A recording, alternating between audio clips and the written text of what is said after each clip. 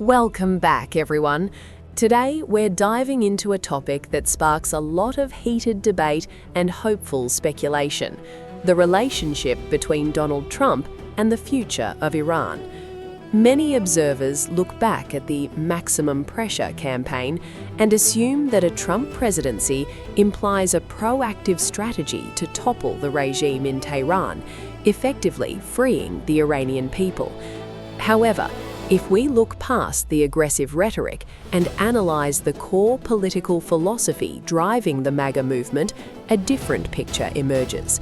It is crucial to distinguish between economic suffocation, which Trump clearly favors, and the actual logistical, military, or diplomatic commitment required to liberate a nation.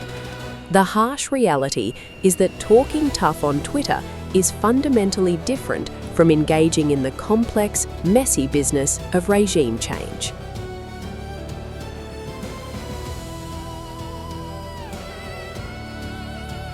To understand why direct intervention is unlikely, we have to look at the bedrock of Trump's foreign policy: America first. This isn't just a slogan, it is a doctrine of isolationism and transaction. Throughout his political career, Trump has been one of the most vocal critics of the Bush-era neoconservative wars, specifically the invasion of Iraq and the prolonged presence in Afghanistan. He views these entanglements not as moral crusades for democracy, but as trillion-dollar mistakes that drained American resources. Initiating a campaign to free Iran would require a level of nation-building and military guarantee that completely contradicts his desire to bring troops home and stop endless wars. To him, the internal governance of Iran is a problem for Iranians, not a project for the American taxpayer.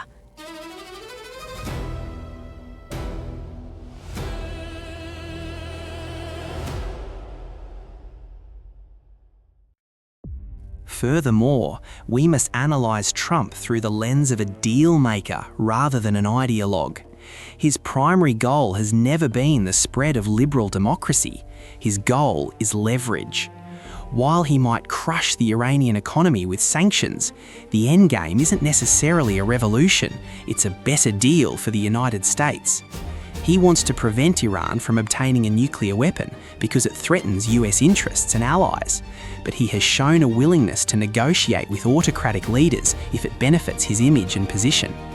If the current regime in Tehran were to offer significant concessions regarding their nuclear program or regional proxies, history suggests Trump would likely take the win and normalise relations rather than push for the total collapse of the government.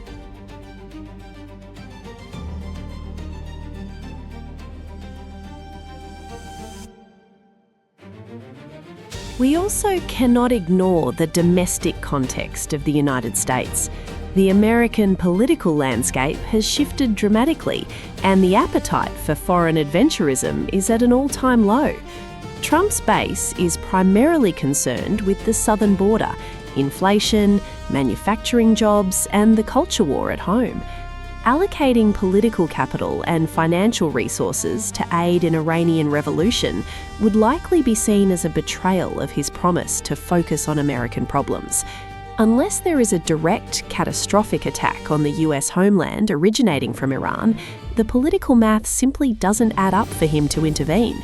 He knows that his voters want cheap gas and a strong domestic economy, not another complex conflict in the Middle East.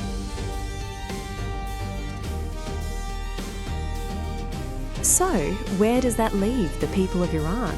While Trump may return to harsh sanctions that weaken the Islamic Republic, the cavalry is not coming over the hill. The expectation that the United States will actively dismantle the regime is a misunderstanding of modern realpolitik. The path to freedom for Iran, as difficult as it sounds, will likely remain an internal struggle, driven by the bravery of its own citizens rather than foreign intervention. While the US might offer moral support or internet access tools, the heavy lifting of liberation is not on Trump's agenda. Thanks for watching this analysis. Let us know in the comments if you think isolationism is the right path or if the US has a moral obligation to intervene.